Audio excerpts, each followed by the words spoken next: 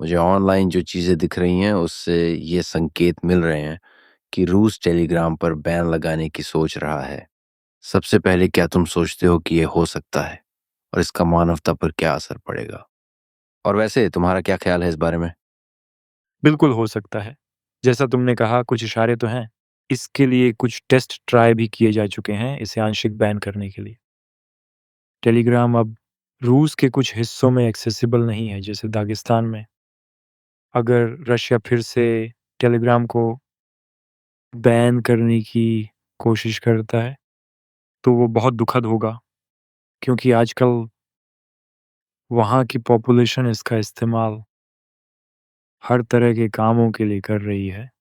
सिर्फ personal communication या फिर बिज़नेस के लिए ही नहीं, बल्कि ये एकमात्र ऐसा प्लेटफ़ॉर्म है जो रूसी लोगों को इंडिपेंडेंट सोर्सेज़ ऑफ इंफॉर्मेशन तक एक्सेस देता है। अगर तुम सोचो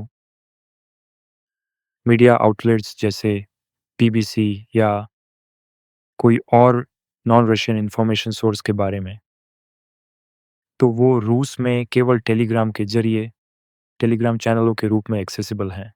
वेबसाइट्स बैन हैं, कुछ सोशल मीडिया साइट्स पर भी बैन है और जैसा तुमने अभी कहा कि कुछ संकेत मिल रहे हैं कि रूस यूज़र्स को एग्ज़िस्टिंग मैसेजिंग ऐप्स जैसे कि व्हाट्सऐप और टेलीग्राम से हटाकर अपने होम ग्रोन टूल पर शिफ्ट करने की प्लानिंग कर रहा है, जो बेशक सरकार के लिए पूरी तरह से ट्रांसपेरेंट होगा और सरकार से स्वतंत्र आवाज़ों को खुद को व्यक्त करने की अनुमति नहीं देगा।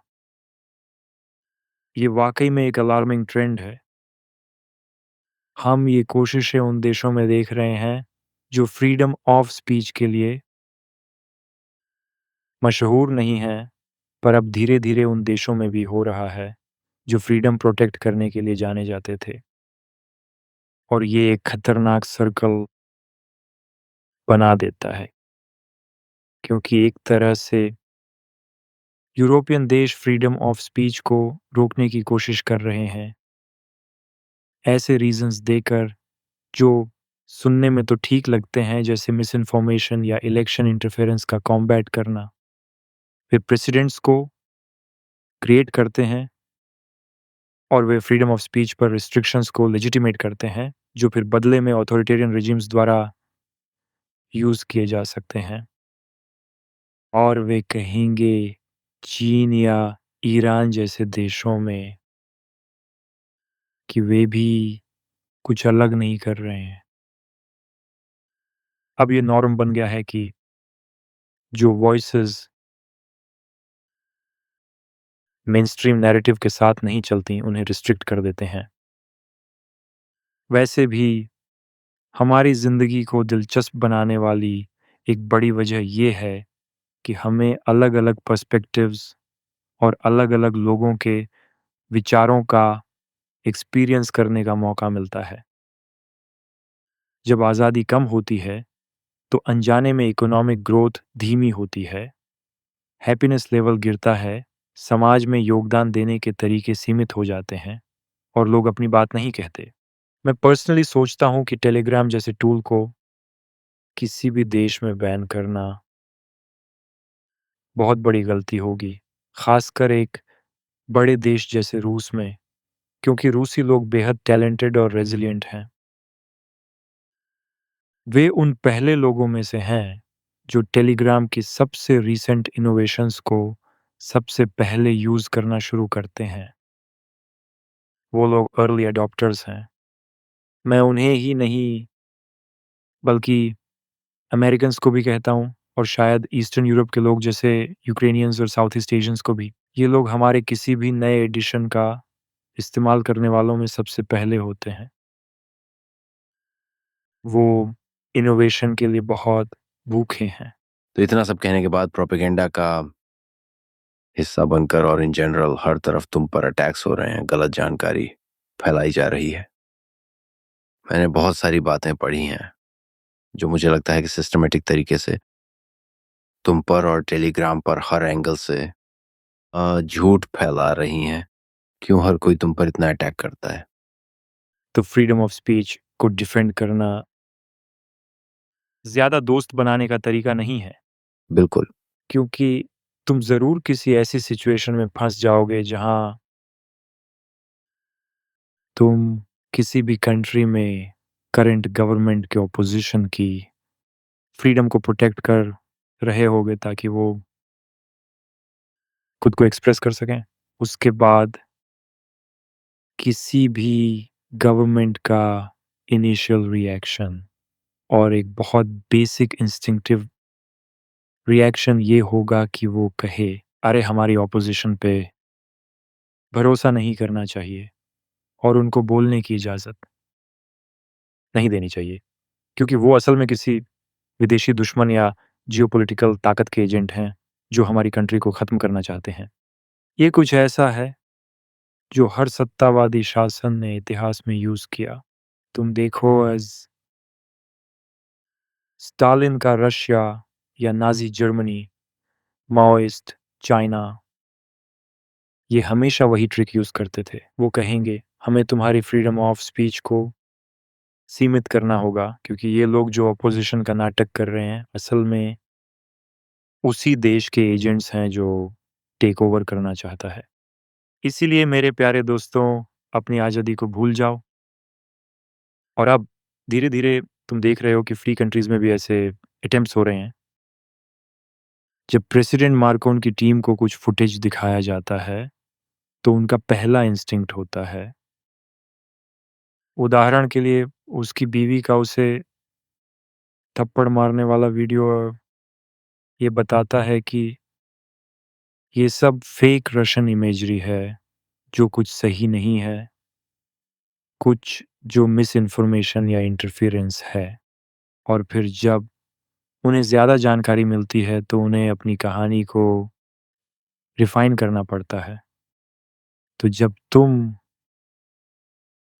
ऐसी सिचुएशन में हो कि तुम टेलीग्राम जैसा प्लेटफ़ॉर्म चला रहे हो और फिर तुम आइडियाज़ की फ्रीडम को प्रोटेक्ट कर रहे हो जो मेनस्ट्रीम नैरेटिव के साथ अलाइन नहीं करती।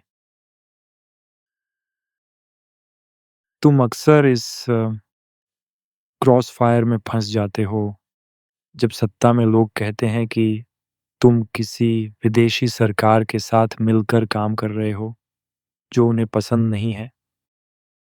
ज़रूर वो कहेंगे, "अगर तुम इन आवाज़ों को बचा रहे हो, तो ये सही नहीं है।" जब तुम किसी दूर के देश में अभिव्यक्ति की आज़ादी को बचाते हो, तो वो तुमसे प्यार करते हैं।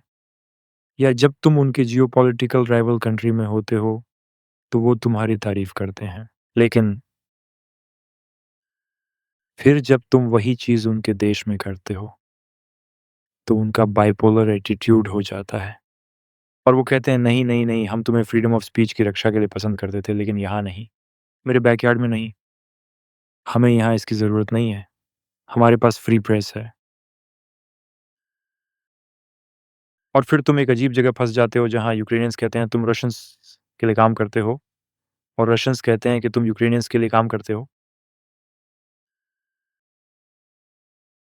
और ये सारा सिज़ोफ्रेनिया कुछ ऐसा है जिससे हमें कुछ समय तक निपटना पड़ा, क्योंकि ये आप पर हमला करने का एक बहुत ही आसान तरीका है। कभी-कभी तुम्हें समझ नहीं आता कि ये कहाँ से आ रहा है। क्या ये हमारे कॉम्पिटिटर्स हैं? और अगर ये उनके इन्वेंशन हैं ऐसे रूमर्स लॉन्च करने के लिए, तो हमें उन्हें क्रेडिट देना चाहिए। क्योंकि एक पॉइंट पे उन्हें रियलाइज़ हुआ होगा कि वो प्रोडक्ट साइड पे टेक्नोलॉजी में कम्पीट नहीं कर सकते, तो उन्हें कुछ ऐसा करना पड़ेगा। या फिर सरकारें ही ऐसी अफ़वाहें फैला रही हैं, प्लेटफ़ॉर्म को बदनाम करने की कोशिश कर रही हैं और सिटिज़न्स को दूर रखने का डर दिखा रही हैं, क्योंकि वो समझ गए हैं कि जब तक वो प्रो फ्रीडम प्लेटफ़ॉर्म को चलने देंगे, तब तक उनकी पावर और ग्रिप उनके देश पर खतरे में रहेगी।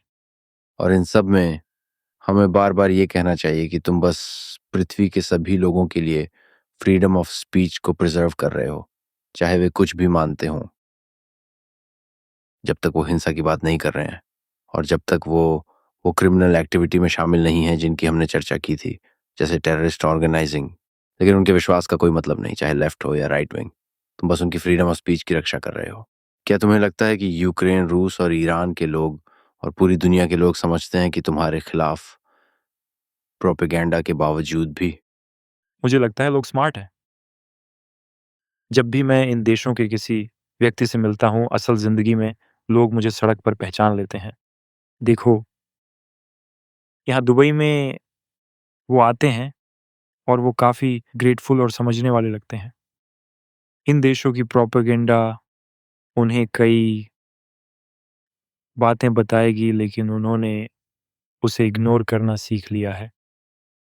इसीलिए वो इतने खुश हैं कि टेलीग्राम है, क्योंकि उनका दुनिया को समझने का तरीका ये है कि एक दूसरे से नफ़रत करने वाले सोर्सेज़ से परस्पर विरोधी और एक दूसरे को नकारने वाले नज़रिए मिलें। और समझने की कोशिश करो कि सच में क्या सही है, क्योंकि कोई भी सोर्स पूरी तरह अनबायस्ड नहीं होता है। 2022 में जब यूक्रेन में वॉर शुरू हुआ, मुझे इंस्टेंटली समझ आया कि दोनों साइड्स प्रोपेगेंडा को फैलाने के लिए टेलीग्राम का यूज़ करेंगे, और मैंने नहीं चाहा कि टेलीग्राम को युद्ध के साधन के रूप में इस्तेमाल किया जाए। और मैंने कहा, और मैंने इसे पब्लिकली पोस्ट भी किया।